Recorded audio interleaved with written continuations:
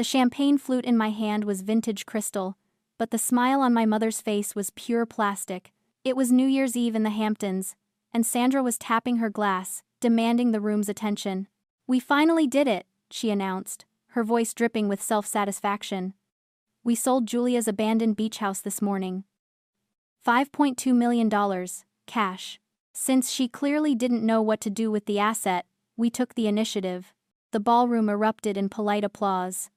I didn't clap. I didn't breathe. My blood ran ice cold. That wasn't a vacation home. It was a designated CIA black site, housing a high-value defector, and my parents had just sold it to a stranger. Before I tell you what happened when the feds arrived, drop a comment and let me know where you're listening from. Have you ever had a family member make a huge decision for you, without asking? I tried to pull my father, Douglas, toward the edge of the ballroom, away from the prying eyes of the guests, but he was basking in the attention like a lizard on a warm rock. He clapped a hand on my shoulder, heavy and possessive, his face flushed with expensive scotch and victory. "Who is the buyer?" I asked, keeping my voice low and level. I needed a name. I needed to know which enemy faction was currently sitting in my living room. Douglas waved a dismissive hand. "A private anonymity group. Very exclusive. They insisted on a cash close within 48 hours. Didn't even want an inspection." My stomach twisted. Of course they didn't want an inspection. They wanted the servers in the basement. "And the proceeds?" I asked. "That's the best part," he said, leaning in with a conspiratorial wink. "We secured $5.2 million. We've already transferred 80% to your trust. Your mother and I kept a standard 20% finder's fee, just to cover our administrative efforts and help us diversify." I did the math instantly. $1,040,000. They had stolen over $1 million from a federal asset sale and called it an administration fee. Megan drifted over, a glass of wine in her hand, and a smirk on her lips. "Honestly, Julia, you should be thanking them. That house was just sitting there rotting while you played logistics manager. Mom and Dad rescued you from your own financial incompetence. Now you can finally afford a car that isn't embarrassing." I looked at them, my father, bloating with pride over his theft, my sister, sneering at a career she didn't understand. And then the realization hit me harder than a physical blow. The deed to that house wasn't in a drawer. It was in a fireproof, biometrically locked safe in my old bedroom closet. They hadn't just found paperwork. They had broken into a secured container, but as I looked at Douglas's smug expression, I understood the terrifying truth beneath the greed. This wasn't just about the money, this was about control. Psychologists call it a narcissistic injury. To a narcissist, an independent child is an insult. My empty house, sitting there appreciating in value, while they secretly drowned in debt, was a constant reminder that I didn't need them.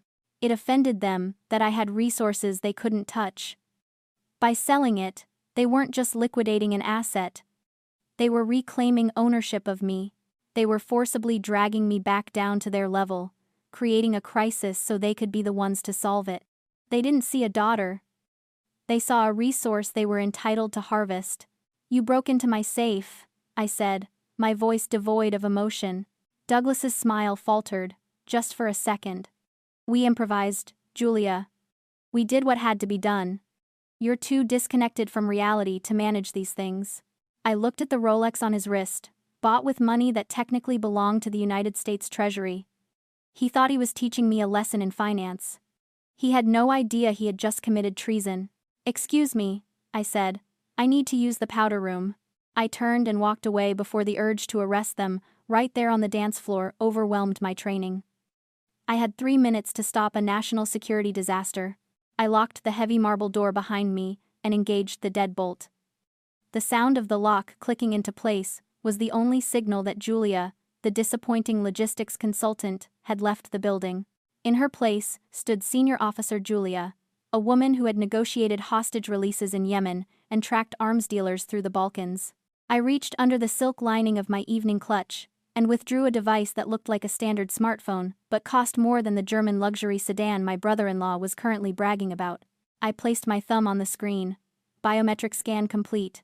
The screen flashed red, One notification, silent alarm triggered, Sector 4, asset compromised. My stomach didn't drop, my heart didn't race. Fear is a civilian luxury. I felt only a cold, crystalline focus. I tapped the secure line icon. It rang once. Report, a voice said. No greeting. Director Vance didn't do greetings. The Hamptons safe house has been breached, I said, my voice steady and low. My cover is compromised. The deed was stolen and executed by unauthorized civilians. Do we have containment? Negative. The buyers insisted on a cash close. They have keys. There was a pause on the line, a silence heavy with the weight of national security. I checked the tracker on my phone. Tactical is 3 minutes out, Vance said. We have air support and ground units moving to intercept the buyers at the site. A secondary team is vectoring to your location to secure the civilians responsible for the leak. My parents, I clarified. Your parents, Vance confirmed. Do not engage. Let the team handle it. Copy that. I ended the call and slipped the device back into the hidden lining. I looked in the mirror. My lipstick was perfect. My hair was flawless. I looked exactly like the socialite daughter they wanted me to be. I unlocked the door and walked back into the lion's den. The ballroom was a cacophony of laughter and clinking glass. My mother was holding court near the ice sculpture. Her laugh shrill and piercing as she recounted the story of how they had saved me. Ryan was loudly debating the merits of different yacht clubs with Douglas. I stood by the archway, watching them, and felt a profound, aching separation. It wasn't just that I couldn't tell them the truth, it was that they wouldn't understand it, even if I did. They lived in a world where power was measured in decibels. To them, if you weren't bragging, you didn't exist.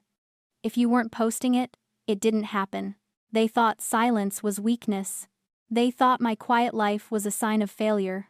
They didn't know that the most powerful people in the room are always the quietest. They didn't understand the burden of the watchman. While they played with their money and their status, people like me stood on the wall, in the dark, holding back the chaos so they could sleep safely in their beds. My silence wasn't emptiness. It was discipline. It was the heavy, suffocating weight of keeping them safe from a world they were too soft to survive. I watched Douglas raise his glass for a toast, his face shining with the sweat of unearned victory. He looked at his watch, probably counting the minutes until midnight. I looked at mine. I was counting the seconds until his life ended. The first sign wasn't a sound, it was a vibration. The vintage champagne in the flutes on the nearest table began to ripple, tiny concentric circles dancing across the gold surface. Then came the noise. It wasn't the polite hum of a luxury car engine or the distant wail of a police siren. It was a rhythmic, chest-compressing thud that grew louder with every heartbeat. The crystal chandelier above the dance floor started to chime, the glass teardrops striking each other in a terrified chorus. The jazz band faltered, the saxophonist lowering his instrument as the noise drowned out the melody. Douglas looked up at the ceiling, his expression shifting from arrogance to irritation. He looked like a man about to scold a waiter for dropping a tray. He didn't understand that the roof was about to be blown off his world. Suddenly, the ballroom was flooded with light.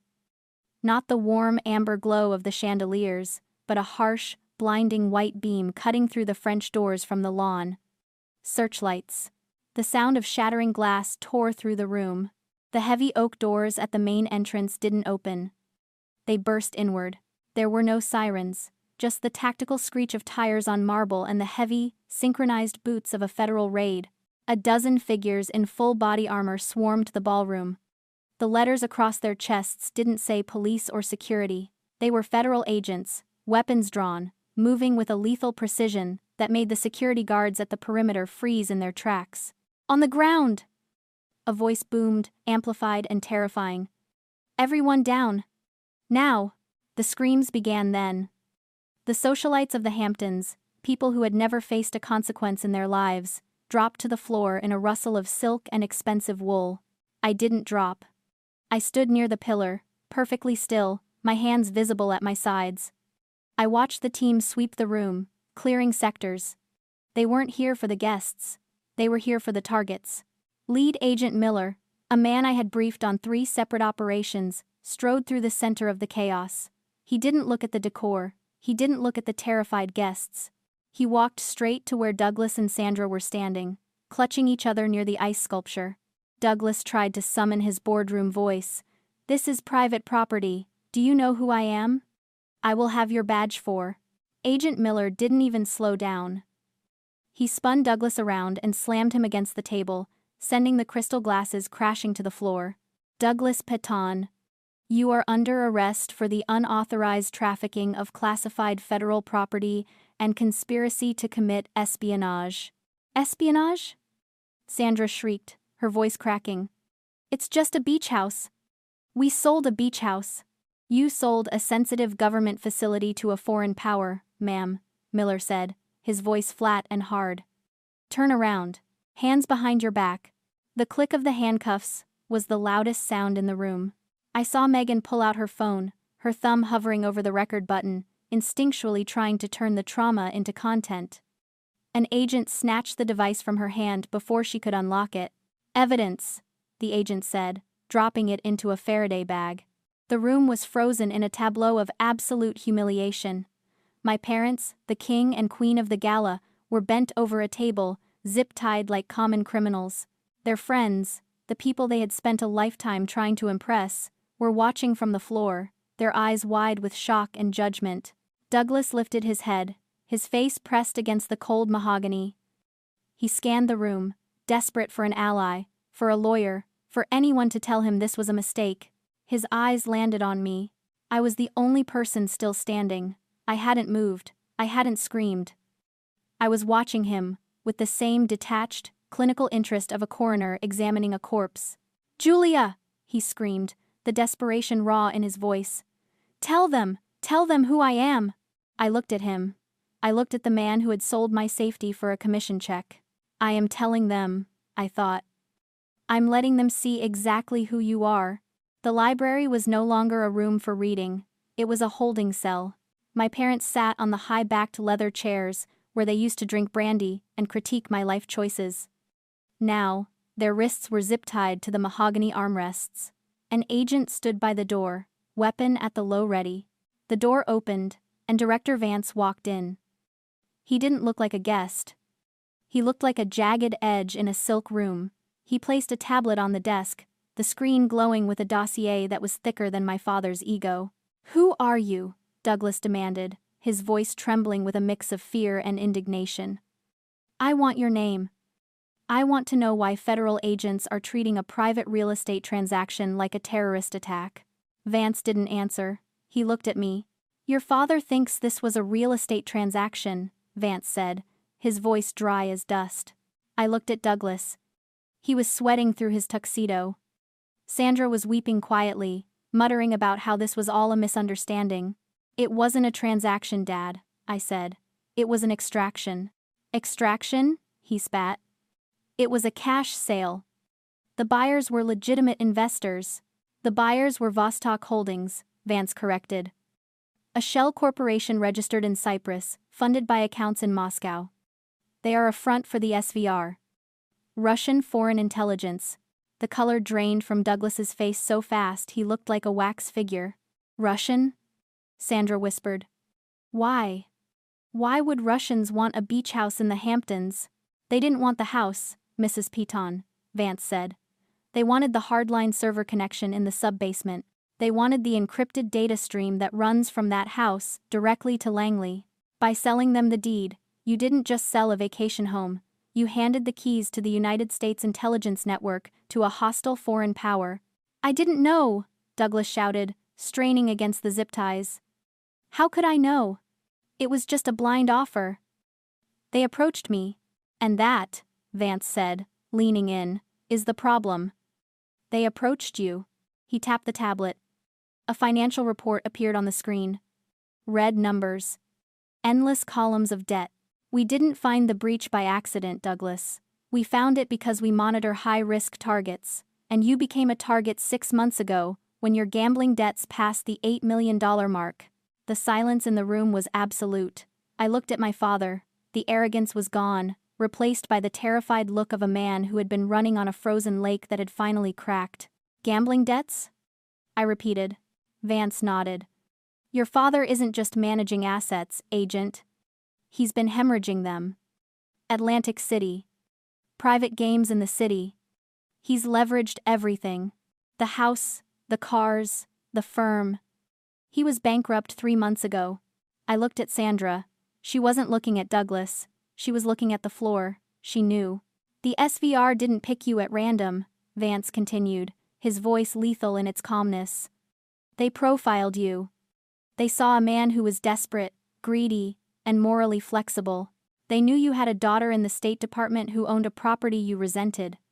They knew you felt entitled to her assets. They bet on your character flaws, Douglas. And they won. The realization hit me like a physical weight. The finder's fee. The urgency. The gaslighting about me being financially incompetent. It wasn't about teaching me a lesson. It wasn't about diversification. They were drowning. They were about to lose everything. And instead of asking for help, instead of admitting they had failed, they decided to cannibalize me. They sold my safety to pay off a bookie.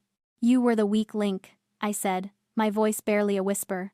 You were the security flaw. Douglas looked up at me, tears streaming down his face. Julia, please, we were going to pay it back. Once the deal closed, we were going to fix it. You have to help us. You're with them. You're CIA. You can fix this. He looked at me with those pleading eyes, the same eyes that had looked down on me for years. He thought my job was a game. He thought my clearance was a get-out-of-jail-free card. I looked at Vance. Is the extraction team ready? They're waiting for your signal, Vance said. I turned back to my parents. I finally saw them clearly. Not as giants. Not as authorities. But as liabilities. Vance nodded to the tactical team. 2 agents stepped forward, hoisting Douglas and Sandra from their chairs. The movement broke the spell of their shock. The reality of the handcuffs, the federal agents, and the looming prison sentence finally pierced the bubble of their delusion. Douglas lunged toward me, straining against the grip of the agent holding him. Julia, he choked out, his face a mask of terrified sweat. You can stop this. You're high level. You have immunity. Grant us immunity. I stared at him, marveling at the audacity. 5 minutes ago, I was a failure. Now, I was his savior. I have immunity, I said, my voice steady. You do not. Immunity is for assets who provide value to the United States government. You are liabilities who just sold state secrets to pay off a gambling debt. No, no, no, Sandra sobbed, shaking her head frantically. We didn't know. You have to tell them, Julia. We're your parents. We didn't know it was a black site. We thought it was just a house. It was an honest mistake. Vance looked at me, raising an eyebrow. He was giving me the floor. This was my interrogation. It wasn't a mistake, Mom, I said. It was a choice. I walked closer to them, stopping just outside the reach of their desperation. You didn't know because you never asked. For 4 years, I tried to tell you. I tried to explain the gravity of my work, but you didn't listen because the truth didn't fit the narrative you wanted to tell your friends at the country club. You preferred the version of me that was a failure because it made you feel superior. Douglas slumped in the agent's grip, weeping openly now. I just wanted to save the firm, he blubbered. I didn't mean to hurt you. I didn't know. Ignorance is not a defense, Douglas, I said, letting the words hang in the air like smoke. Ignorance born of arrogance is a crime in itself. You assumed I was nothing. You assumed my property was yours to take, because you didn't respect me enough to believe I could own anything of value. That arrogance blinded you. It made you an easy mark for the SVR. I looked at Megan, who was cowering in the corner, silent for the first time in her life. Your greed didn't just bankrupt you, I continued. It compromised a federal operation. It endangered lives. You sold me out for a commission check you were never going to get to keep. Julia, please, Sandra begged, her voice a thin wail. We're family. I looked at the woman who had criticized my clothes while I was negotiating treaties. I looked at the man who had stolen from me to cover his own failures. You aren't family, I said. You're a security risk. I turned to Vance. I'm done here. Take them away, Vance ordered. The agents began to drag them toward the door. Douglas screamed my name, a raw, animal sound that echoed off the book-lined walls. Sandra was sagging, her legs useless, being carried out like a discarded prop. I didn't look back. I didn't flinch. I stood in the center of the library, surrounded by the silence they had left behind. It wasn't a tragedy. It was a cleanup operation. And it was finally finished. The air outside was cold, the kind of winter chill that cuts through silk and wool. The black SUVs waited in a silent line, their engines humming. Douglas and Sandra were loaded into the back of the first vehicle, their heads bowed, the fight completely drained from them. Megan was put into the second car, still crying, still not understanding why her phone had been taken away. Vance stood by the lead SUV, speaking quietly to Agent Miller. I walked down the marble steps, my heels clicking on the stone. "Director," I said. Vance turned. The dossier was still tucked under his arm. "Good work, Agent. The servers are secure." The data stream was intercepted before any classified material could be exfiltrated. "What about my cover?" I asked, though I already knew the answer. "Burned," Vance confirmed. "Your identity as a diplomat is compromised. The SVR knows who you are. We can't send you back to Vienna." I looked back at the house. It was just a building now. The secrets it held had been extracted, the memories tainted. "What happens to me?" "You're ghosted," Vance said.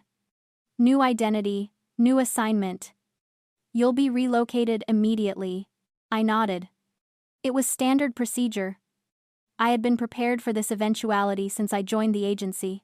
But hearing it out loud, standing in the driveway of my childhood home, or rather, the home my parents had pretended was theirs, felt final in a way I hadn't expected. "What about them?" I asked, gesturing to the SUVs. "They'll be processed at a federal holding facility tonight," Vance said. "Arraignment in the morning. Given the evidence, the financial records, the unauthorized sale, the direct contact with foreign intelligence agents, the charges will stick. They're looking at 15 to 20 years. I looked at the tinted windows of the SUV holding my parents. I wondered if they were talking to each other, or if they were sitting in silence, realizing that their greed had cost them everything. "Do you want to say anything to them?" Vance asked. I thought about it. I thought about all the things I could say. "I told you so. You should have listened. I hope the money was worth it." But none of those things mattered anymore. They were part of a life that no longer existed. "No," I said. "I've said everything I needed to say." Vance nodded. "Let's go. We have a plane to catch." I got into the third SUV. As we pulled away, I didn't look back at the house. I looked forward, into the dark, toward a future that was blank and waiting to be written. The gala was over. The guests had fled. The music had stopped. And for the first time in my life, I felt completely, utterly free. Sometimes, the people who demand your loyalty are the ones selling you out for pennies. If you've ever had to walk away to save your own sanity, share this video. You aren't alone.